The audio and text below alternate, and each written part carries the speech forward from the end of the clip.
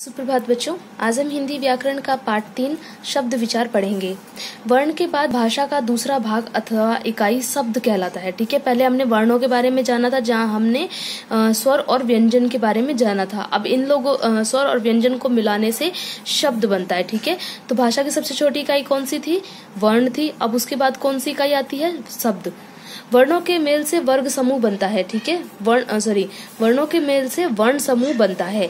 नीचे दिए गए वर्ण समूहों पर ध्यान दीजिए। अब जो शब्द होते हैं उन्हें हम वर्ण समूह भी कहते हैं, जैसे हमल, नतबर, ठला पाशा, वाद चार।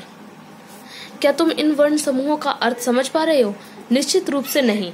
अब इन वर्णों को इस रूप में पढ़िए: महल, बर्तन, पाठशाला, दरवाजा। तुमने इस वर्ण समूह के अंतर को जाना।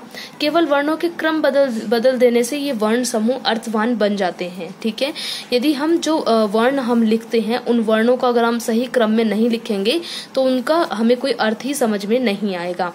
अतः महल, बर्तन, पाठशाला तथा दरवाजा ये सभी वर्ण समूह शब्द कहलाते हैं। ठीक है, ये जो वर्णों के समूह है ये क्या कहलाते हैं? ये शब्द कहलाते हैं।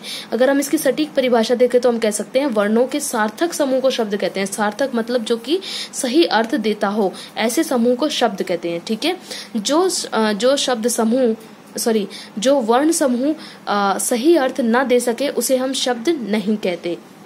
प्रत्येक भाषा में अनगिनत शब्द होते हैं। ये शब्द कैसे बनते हैं, कहाँ से आते हैं, क्या क्या अर्थ हो सकते हैं, इनका रूप बदला जा सकता है या नहीं, इन सभी आधारों पर शब्दों का वर्गीकरण किया जाता है। इन सभी के बारे में तुम अगली कक्षाओं में विस्तार से पढ़ोगे। ठीक है, तो शब्दों का जो वर्गीकरण होता है वो किस प्रकार से किया जाता है कि ये शब्द कैसे बनते हैं, कहाँ से आते हैं, इनका क्या अर्थ हो सकता है, इनका रूप बदला जा सकता है कि नहीं, इसी रूप में शब्दों का वर्गीकरण होता है। अर्थ के आधार पर शब्दों के 2 प्रकार होते हैं। ठीक है, एक होते हैं सार्थक, एक होते हैं निरर्थक। सार्थक शब्द जिन शब्दों को पढ़ने से किसी अर्थ का बोध होता हो, मतलब जिसमें किसी अर्थ के बारे में हमें पता चलता हो, तो वो सार्थक शब्द कहलाते हैं। जैसे चिड़िया, ईख। चिड़िया यानी कि कोई एक चिड़िया है, ईख यानी कि गन्ना है, बूढ़ा यानी कि कोई एक वृद्ध व्यक्ति है। ठीक है, और निरर्थक शब्द जिन शब्दों को पढ़ने से किसी अर्थ का बोध नहीं होता है। ठीक है, जिसमें हमें कोई भी अर्थ नहीं मिलता, जैसे वाय, वाणी, वाना। ठीक है, इन शब्दों का कोई अर्थ नहीं है। जैसे कई बार लोग बोल देते हैं चाय वाय, तो चाय का तो अर्थ है पर लेकिन वाय का कोई अर्थ नहीं होता। तो एक सार्थक शब्द के साथ एक निरर्थक शब्द भी मिल जाता है। ठीक है, तो इसी प्रकार एक सार्थक मतलब जिनमें हमें अर्थ समझ में आए, निरर्थक मतलब जिनमें हमें कोई अर्थ ही समझ में ना आए।